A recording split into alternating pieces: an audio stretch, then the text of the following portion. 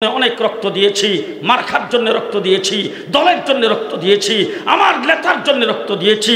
এবার রক্ত দেব, এবার জীবন দেব, আল্লাহর কোরআনের জন্য দেব, ইসলামের জন্য দেব, নবীর ইজ্জত রক্ষার জন্য রক্ত দেব। কে কে প্রস্তুত? নাসরুম মিনাল্লাহ, ফাতহুন করিব, ওয়াবাশশিরিল মুমিনিন। আসসালামু আলাইকুম ওয়া রাহমাতুল্লাহি ওয়া বারাকাতুহু। আলহামদুলিল্লাহ, আলহামদুলিল্লাহি ওয়াহদা, ওয়াসসালাতু ওয়াসসালামু আলা মান লা নাবিয়্যা বা'দা। আউযু বিল্লাহি মিনাশ শাইতানির রাজীম। বিসমিল্লাহির রাহমানির রহিম। আল-ইয়াওমা আকমালতু লাকুম দীনাকুম ওয়া আতমামতু আলাইকুম নি'মাতি ওয়া রাদিতু লাকুমুল ইসলাম দীনা। وقال تعالى: إنا نحن نزلنا الذكر وإنا له لحافظون. صدق الله العظيم. وقال رسول الله صلى الله عليه وسلم: إن العلماء ورثة الأنبياء، أو كما قال عليه الصلاة والسلام. বুজুর্গান মুহতারাম, হযরত উলামায়ে কেরাম, সমবেত বেরাদরান ইসলাম, রাস্তার যানজটের কারণে আপনাদের এখানে পৌঁছতে আমার অনেক সময় ব্যয় হয়ে গেছে, যার ফলে আমি সামনে আরও প্রোগ্রাম রয়েছে আমার, এই জন্যে হাতের সময় খুব কম। ভূমিকাবিহীন কয়েকটি কথা আপনাদের সামনে আরজ করতে চাই। আল্লাহ তাবারক ওয়া তাআলা এই জগতে ৮০,০০০ মাখলুকাত সৃষ্টি করেছেন। ৮০,০০০ মাখলুকাতের ভিতরে সবচাইতে দামি মাখলুকের কি নাম? মানুষ মানে আমরা। আল্লাহ তাবারক ওয়া তাআলা সৃষ্টি জগতের ভিতরে সবচাইতে দামি করে আমাদেরকে সৃষ্টি করেছেন। মানুষ আশরাফুল মাখলুকাত। কোরআনে আল্লাহ পাক ঘোষণা করেছেন, ওয়ালাকাদ কাররামনা বনি আদম, বনি আদমকে আমি অতি বেশি সম্মানিত করে তৈরি করেছি। কোরআনে বলেছেন, লাকাদ খালাকনাল ইনসান ফি আহসানি তাকবীম। তাম সৃষ্টি জগতের যত সুন্দর আর সৌন্দর্য তোমরা দেখো, সকলের সৌন্দর্যের বাদশাহ আমি আল্লাহ মানুষকে বানিয়েছি। মানুষকে আল্লাহ তাবারক ওয়া তাআলা ঘোষণা করেছেন, ইন্নী জাইলুন ফিল আরদি খলিফা। এই জমিনের মধ্যে মানুষ হলো আল্লাহর প্রতিনিধি, আল্লাহর খলিফা। যারা আদম সন্তান তারা আল্লাহর খলিফা, যারা আদম সন্তান তারা দামি, যারা আদম সন্তান তারা সবচাইতে বেশি সুন্দর, যারা আদম সন্তান তারা হইল জান্নাতেই বাবার সন্তান। আর যারা বানরের সন্তান, কি কথা কর না? আপনাদের এখানে বানরের সন্তান কেউ নাই তো? ফাঁকে ফাঁকে কেউ বসা আছে নাকি বানরের সন্তান? যে এই বানরের সন্তানেরা গত 15 বছর পর্যন্ত লাফায়া বানরের মতো দেশের 12টা বাজাইছে। বানরের সন্তানেরা বাংলাদেশের স্কুল কলেজ ইউনিভার্সিটির সিলেবাসে লাগাই দিয়েছিল আমরা নাকি বানরের সন্তান। আমরা বানরের সন্তান নয়, আমরা জান্নাতি বাবা আদম আলাইহিস সালামের সন্তান। ঠিক না বেঠিক? এবার আমি জিজ্ঞেস করতে চাই, আল্লাহ যদি ইচ্ছা করত তাইলে আমাদের কি জন্তু জানোয়ার হিসেবে বানাইতে পারত? আল্লাহ ইচ্ছা করলে কি আমাদেরকে দরিয়ার মাছ বানাইতে পারত? আল্লাহ ইচ্ছা করলে কি আমাদেরকে গরু ছাগল বানাইতে পারত? কিন্তু আমরা কি কোনোদিন দরখাস্ত করেছিলাম যে আল্লাহ আমাদেরকে জানোয়ার বানাও না, মানুষ বানাও? বিনা দরখাস্তে আল্লাহ পাক আমাদের উপর দয়া করেছেন। ঠিক না বেঠিক? 1 নম্বর নিয়ামত, 1 নম্বর দয়া আল্লাহ পাক আমাদের উপর করেছেন, আমাদেরকে মানুষ হিসাবে সৃষ্টি করেছেন। 2 নম্বরে আসেন, আল্লাহ তাবারক ওয়া তাআলা মানুষের মধ্যে সবচাইতে দামি বানাইছেন ইমানদারকে। আল্লাহ তাবারক ওয়া তাআলা আমাদেরকে ইমানদার বানায়া পৃথিবীতে সৃষ্টি করেছেন। আপনাদের এলাকায় হিন্দু নাই তো? হিন্দু আছে। আপনারা মায়ের পেটের থেকে জন্মগ্রহণ করেছেন, হিন্দু বোধহয় গাছ থেকে পড়ছে, আসমান থেকে পড়ছে। আমি যেরকম মায়ের পেটে ছিলাম, হিন্দুও কিন্তু মায়ের পেটে ছিল। হিন্দু বাবার উরুষজাত সন্তান, আমিও বাবার উরুষজাত সন্তান। খ্রিস্টান যেই কায়দায় জন্মগ্রহণ করেছে, আমিও ঠিক সেই কায়দায় জন্মগ্রহণ করেছি। আমি মায়ের পেটের থেকে যেইভাবে ডেলিভারি হয়েছে আমার, ঠিক তেমনি হিন্দুও ডেলিভারি হয়েছে, খ্রিস্টানেরও ডেলিভারি হয়েছে। আমি মায়ের পেটের থেকে যখন আসছি তখন আমার মুখে দাঁত ছিল না।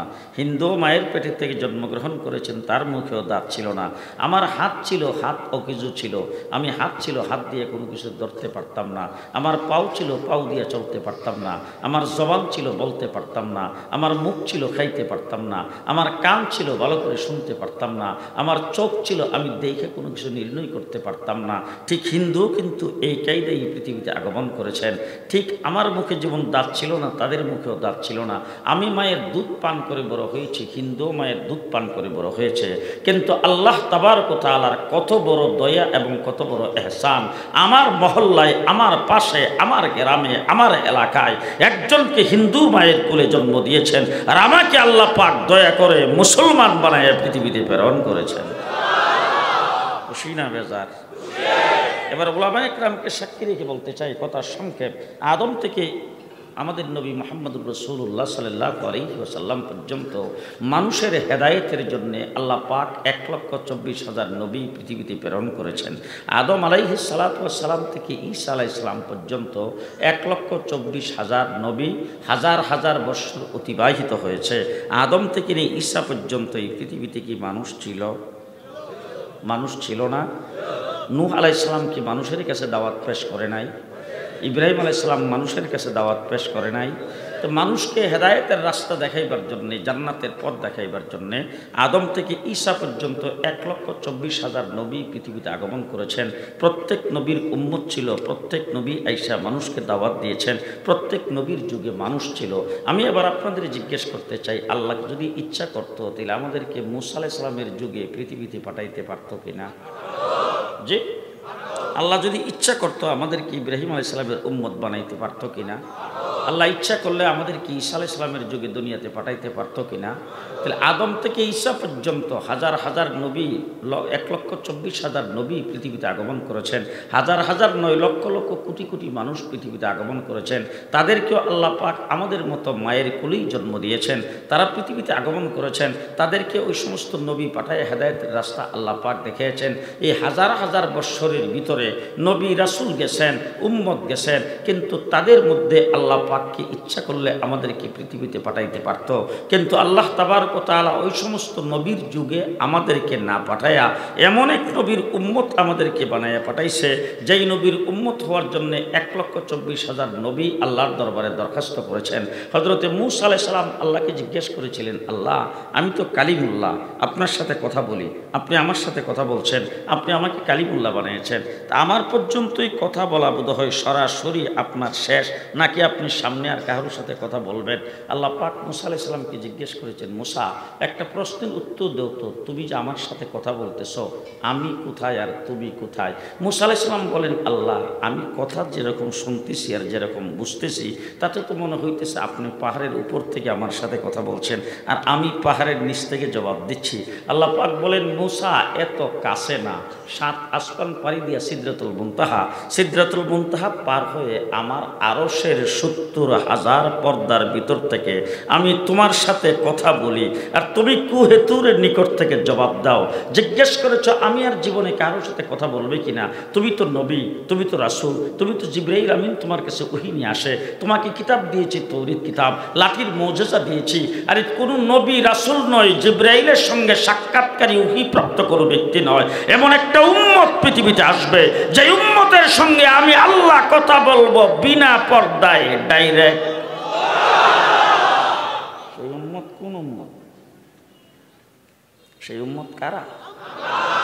জি আল্লাহু আকবার বলে যখন উম্মত নামাজে দাঁড়ায় যায়, আল্লাহু আকবার বলে যখন নামাজে দাঁড়ায় যায়, আমাদের সঙ্গে আর আল্লাহর সঙ্গে ডাইরেক্ট,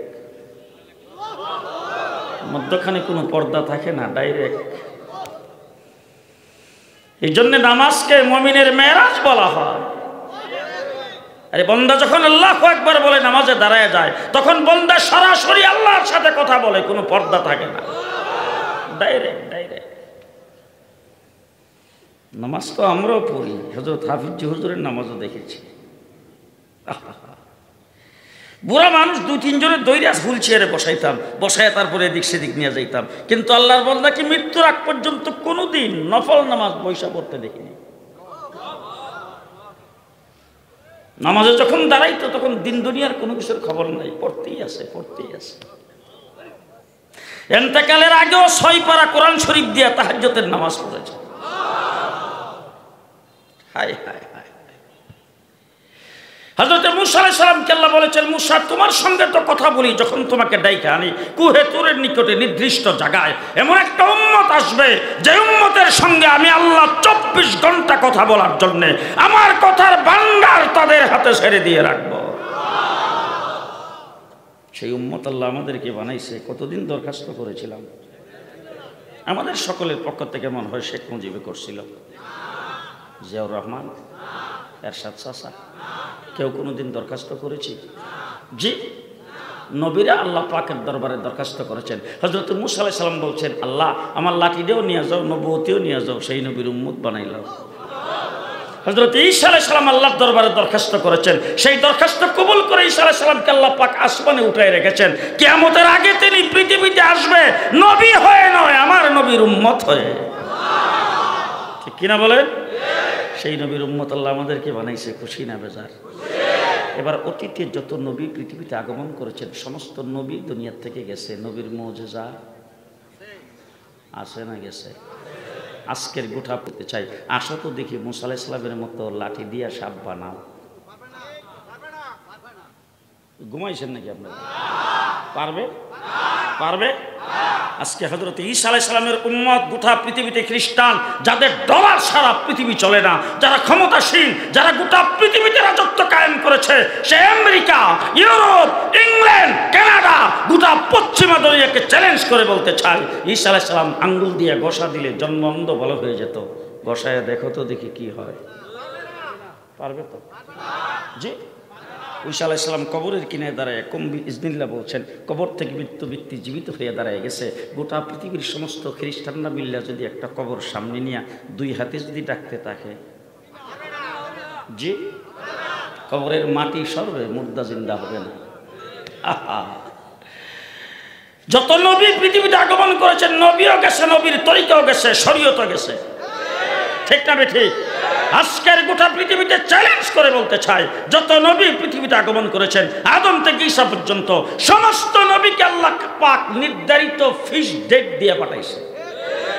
নির্ধারিত ডেট দিয়ে আল্লাহ পাক নবী পাঠাইছে। দৃষ্টান্ত স্বরূপ বলতে চাই, আপনাদের এলাকায় দোকানপাটে যে জিনিসপত্র বিক্রি হয় এগুলিতে ডেট নাই তো?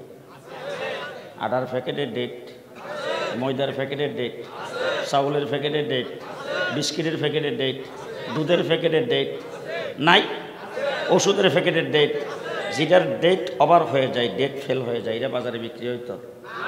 যদি কোনো দোকানদার বিক্রি করে, ধরা খাবে কিনা, জেল হবে কিনা, জরিমানা হবে কিনা, লাইসেন্স বাতিল হবে কিনা, দোকান বন্ধ হবে কিনা? হ্যাঁ মুসলমান, ডেট ফেল হয়ে গেলে কোনো জিনিস যেমন বাজারে বিক্রি হয় না, ডেট ফেল হয়ে গেলে কোনো জিনিস যেমন চলে না, কোনো দোকানদার বিক্রি যদি করে সে যেমন ধরা খায়, সে যেমন অপরাধী সাব্যস্ত হয়, ঠিক তেমনি করে আদম থেকে ঈসা পর্যন্ত যত নবী পৃথিবীতে আগমন করেছেন সমস্ত নবীর ডেট ফেল। সব নবীর ডেট।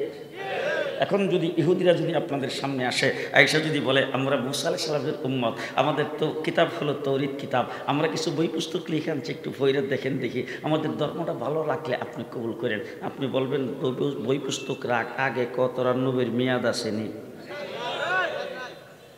ডেট আসেনি, কথা কয় না। যদি খ্রিস্টান আসে আজকে বাইবেল সামনে নিয়ে, আয়েশা যদি বলে আমরা ঈসা আলাইহিস সালামের উম্মত, আমাদের কিতাব হলো ইনজিল, আমরা সেই কিতাবের অনুসারী, যদি বলে আর কি, বলার সাথে সাথে বলবেন তোরাদের নবীর ডেট আছে কিনা, মেয়াদ শেষ।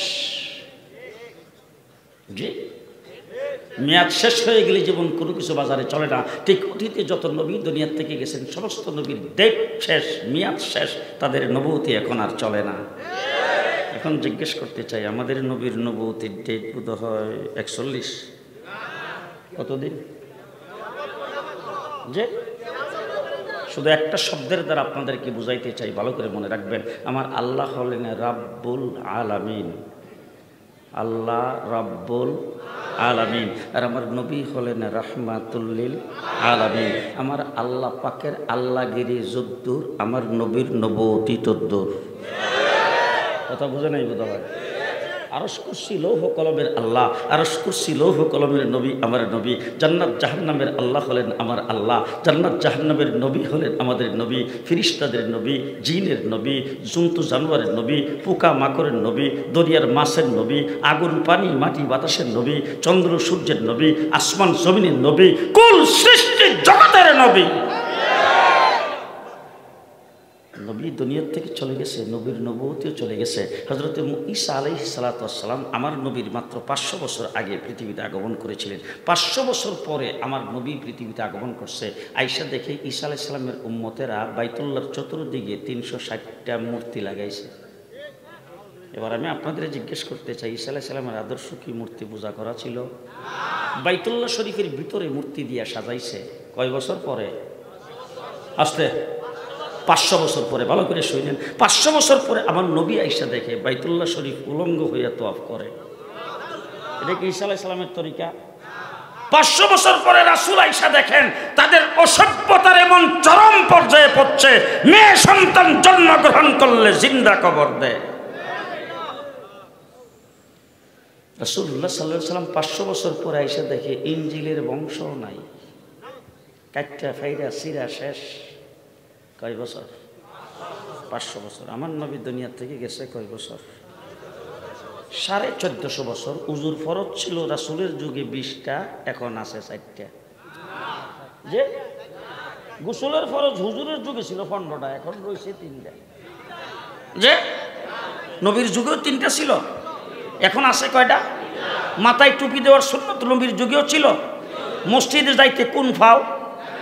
রাসূলের যুগে বোধ ছিল 2 ফাও একসাথে।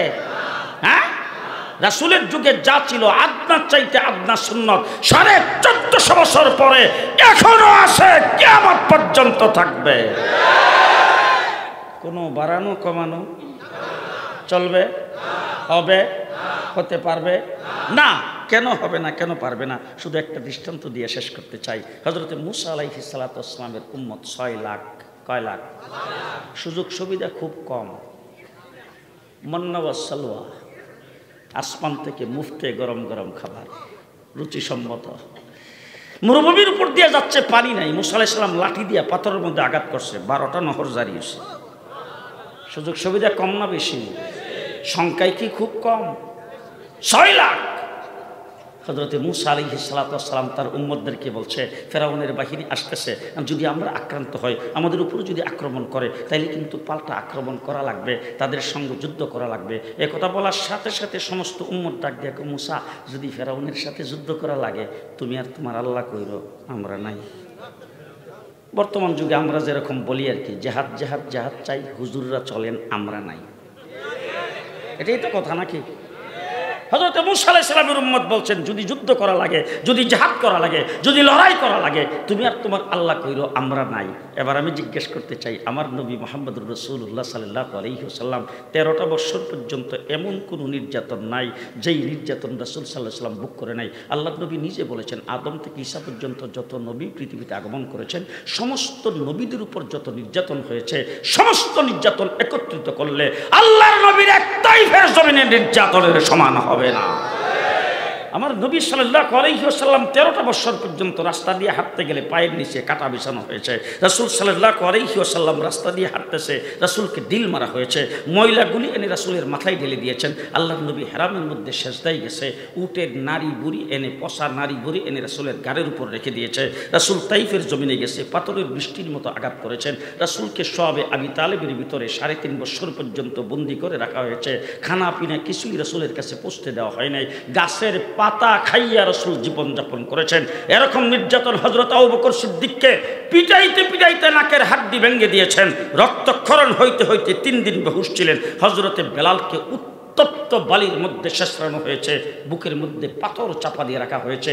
এইভাবে নির্যাতন সহ্য করতে না পারে সর্বশেষ আল্লাহর হুকুমে রাসূল যখন হিজরত করে মদিনায় চলে গেলেন, মক্কার থেকে যে সমস্ত সাহাবায়ে কেরাম মদিনায় গিয়েছেন, আমার কথা বুঝতে কোনো অসুবিধা হচ্ছে না? সময় কম, এই জন্য কথা বলতেছি, ভালো করে শুনেন। মক্কার থেকে হিজরত করে যে সমস্ত সাহাবী মদিনায় গিয়েছেন, তাদের বউ বাচ্চা মক্কায় রয়ে গেছে, তাদের ব্যবসা বাণিজ্য মক্কায়, তাদের টাকা পয়সা অর্থ সম্পদ সব মক্কায়, শুধুমাত্র জানটা নিয়ে সেখানে চলে গেছেন। মদিনার সাহাবায়ে কেরাম গরিব, তাদেরকে বহন করার মতো না, কিন্তু আল্লাহর নবী একজন মদিনার সাহাবীর সাথে আরেকজন মক্কার সাহাবীকে বাই বানায়া, তুমি আসো একজন, তোমার সঙ্গে আরেকজন বাই দিলাম, তোমরা দুই ভাই একত্রিত হয়ে থাকবা, রুজি রোজগার যা করবা বাগ বাটোরা করে খাইবা। এইভাবে রাসূল সাল্লাল্লাহু আলাইহি সাল্লাম একজন আরেকজনের সঙ্গে বাই পাঠায়া তারপরে তাদেরকে বসবাস করতে দিয়েছেন। মক্কার সাহাবায়ে কেরাম যারা গিয়েছিলেন, মদিনায় যারা ছিলেন, তাদের পায়ের নিচে মাটি নাই, মাথার উপরে ছায়া নাই, পরনে কাপড় নাই, পেটে ভাত নাই, রমজান শরীফের মাস শেষ রাত্রে সেহরি ভালো করে খেতে পারে নাই। এমন সময় মদিনায় যাইয়া রাসূল ভালো করে স্থির হয়ে বসতে পারে নাই। আবু জেহেল 1000 যোদ্ধা, 1000 ট্রেনিং প্রাপ্ত সৈনিক, যুদ্ধের যত প্রকারের আসবাবপত্রের প্রয়োজন হয় সবগুলো ঠিকঠাক করে তারপরে যুদ্ধের মধ্যে সুন্দরী রূপসী যুবতী মহিলাদেরকে নিয়ে গেছে, গান গায়া, বাদ্যবাজনা বাজায়া, হাতে তালি দিয়া, করুণ সুর দিয়া তাদেরকে যুদ্ধে উৎসাহিত করবে। এরকম সমস্ত প্রস্তুতি নিয়ে যাইয়া মদিনাওয়ালাদেরকে ডাক দিয়েছেন, খেলা হবে। ঘুমাইছেন সব, খেলা হবে। গত 15 বছর আমাদেরকে যারা ডাকতো খেলা হবে, তারা আবু জাহেলের বংশধর। ওই আবু জাহেলের বংশধরের আবু জাহেলের মতো বলছে খেলা হবে। গত 15 বছর আমরা খেলার মাঠে ছিলাম, তোমরা আমাদের সাথে পুলিশের অস্ত্রের বিনিময়ে খেলছো। 15 বছর একদিনের জন্য মাঠের বাহিরে যাই নাই, 15 বছর পর্যন্ত মাঠে ছিলাম। জেলখানায় যাওয়ার আগে, জেলে যাওয়ার আগে যেই ভাষায় কথা বলেছি, জেল থেকে বের হয়ে সেই গলায় কথা বলেছি, সামান্য পরিবর্তন হয় নাই। তোমরা যারা বলতা খেলা হবে, তোমরা পুলিশের অস্ত্রের বিনিময়ে খেলেছ। আজকে পুলিশ তোমাদের সাথে নাই, আসো দেখি কত দানে কত চাও। আজকে তোমাদেরকে তুলা রাশি দিয়া বাড়ি সালাম দিয়েও পাওয়া যায় না, তুলা রাশি দিয়া বাড়ি সালাম দিয়েও তোমাদেরকে পাওয়া যায় না। ঠিক না ঠিক? কথা কথাই বলতো পালাবো না, পালাবো না। 1.5 মাস রিমান্ডে ছিলাম, 1.5 মাস। 7টা টিম আমার উপর নির্যাতন করেছে। রাত্র দিন 24 ঘন্টা আমাকে দাঁড় করে রেখে জিজ্ঞাসাবাদ করতো, একটা কথা 10 বার বলতো। আর কত ধরনের নির্যাতন করেছে তা বলার টাইম নাই, কিন্তু যারাই আসতো আমার সামনে এসা আঙ্গুল উঁচা করে বলতো, তুই পাকিস্তানি রাজাকার, তোর হাফিজি হুজুর পাকিস্তানি রাজাকার, তোর শাইখুল হাদিস পাকিস্তানি রাজাকার, তোর মুফতি আমিনী পাকিস্তানি রাজাকার, বাংলাদেশের আকাবের উলামায়ে কেরামের নাম ধরে ধরে ডাক দিত পাকিস্তানি রাজাকার। আজকে চ্যালেঞ্জ করে বলে যাচ্ছি, 54 বছরের ভিতরে বাংলাদেশের কোনো একজন আলেম, কোনো একটা মসজিদের খতিব, কোন একজন ওয়াইজ পাকিস্তানের পক্ষে একটা শব্দ উচ্চারণ করে না, একটা স্লোগান দেয় নাই। একজন আলেম পাকিস্তানের পক্ষে কোনো কথা বলে নাই, পাকিস্তানের পক্ষে কোনো দালালি করি নাই। পরিষ্কার ভাষায় বলছি, আমরা পাকিস্তানি রাজাকার নয়, আমরা সৌদি আরবের রাজাকার নয়, আমরা পৃথিবীর কোনো দেশের রাজাকার নয়। আজকে প্রমাণিত হয়েছে তোমরা সবাই ইন্ডিয়ান রাজাকার, ইন্ডিয়ান রাজাকার, ইন্ডিয়ান।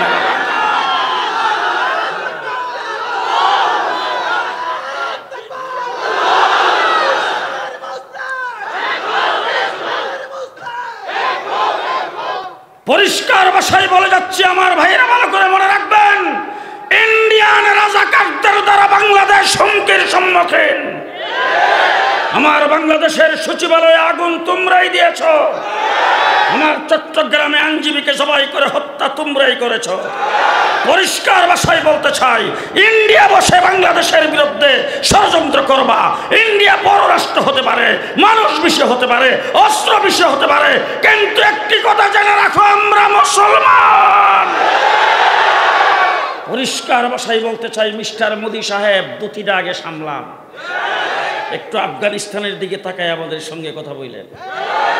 হ্যাঁ, আফগানিস্তান থেকে বিশ্বের সবচাইতে বড় পরাশক্তি, তার সাথে 70টা মিত্র দেশের শক্তি ছিল, একত্রিত হয়ে 20 বছর চেষ্টা করে জাঙ্গা পরে আফগানিস্তান থেকে বিদায় হয়েছে।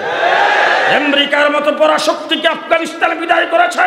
পরিষ্কার ভাষায় বলছে মিস্টার মোদি সাহেব, শেখ হাসিনাকে নিয়ে বাংলাদেশের বিরুদ্ধে ষড়যন্ত্র করবা, প্রেম পাশ করাইয়া ছেড়ে দেওয়া হবে, প্রেম পাশ করাইয়া ছেড়ে দেওয়া হবে।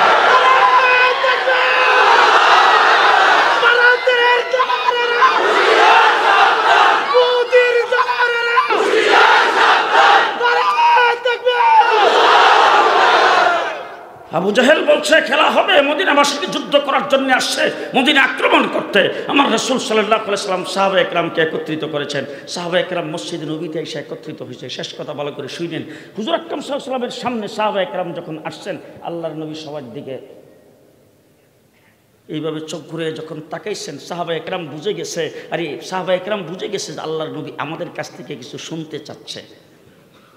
হযরতে মুসা আলাইহিস সালামের উম্মত বলছে, যুদ্ধ করা লাগলে তুমি আর তোমার আল্লাহ কইরো।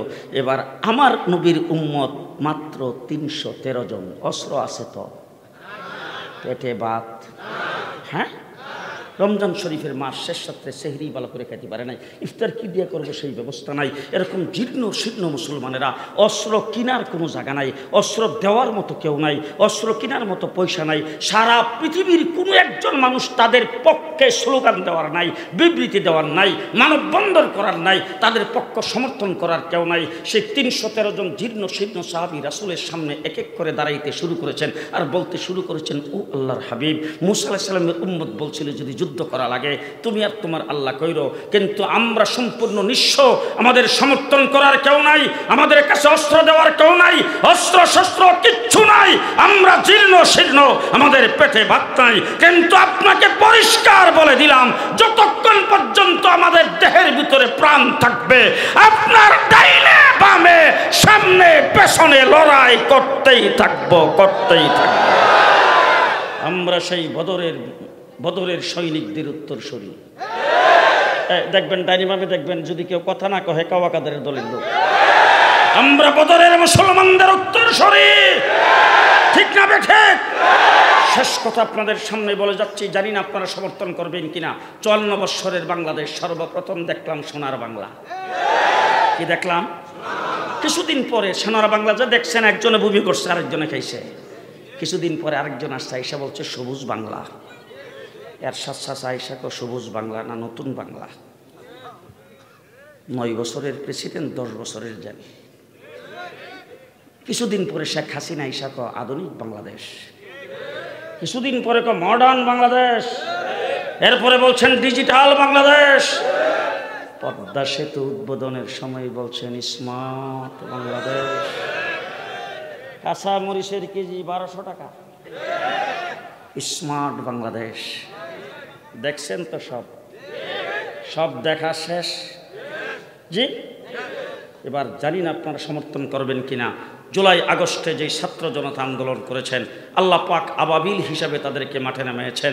ওই ছাত্র জনতার আন্দোলনের সময় আবু সাইদ যখন বুক টান করে দাঁড়ায়া জাজরা করে দিয়েছেন তার বুকগুলিতে, সে যখন মাটিতে লুটায় পড়েছেন, তার সাথে যে ছেলেটা ছিল সেই ছেলেটা আমাকে বলছে, হুজুর সেই মাটিতে পড়ে যখন কাতরাইতেছিল তখন তার মুখ থেকে জোরে জোরে আওয়াজ করে বের হইতেছিল, আল্লাহু আকবার, আল্লাহু আকবার, আল্লাহু আকবার। আজকে ঢাকা, চট্টগ্রাম, রাজশাহীতে যারা আন্দোলন করেছে দেখেছেন, যখন মসজিদ থেকে আজান হয়েছে সাথে সাথে তারা রাজপুত একজনকে দিয়ে আজান দেওয়ায়া, একজনকে ইমাম বানায়া, পিচ দ্বারা রাস্তায় কাঁথার বেঁধে নামাজের জামাতের সাথে নামাজে দাঁড়ায় গেছে। এই আন্দোলন সংগ্রাম করে যে বিপ্লব বাংলাদেশে হয়েছে, এই বিপ্লবের পরে আমার এই বাংলাদেশ হবে ইসলামের বাংলাদেশ, ইসলামের বাংলাদেশ। কে কে রাজি আছেন? শেষ কথা আপনাদের সামনে বলে যাচ্ছি, নিশ্চয়ই ছাত্রলীগ যুবলীগের বাইরেও থাকতে পারে, ছাত্রদল যুবদলের বাইরেও থাকতে পারে। যুবক আবাল বৃদ্ধ বনিতা সকলকে ডাক দিয়ে যাচ্ছি, জাগুন।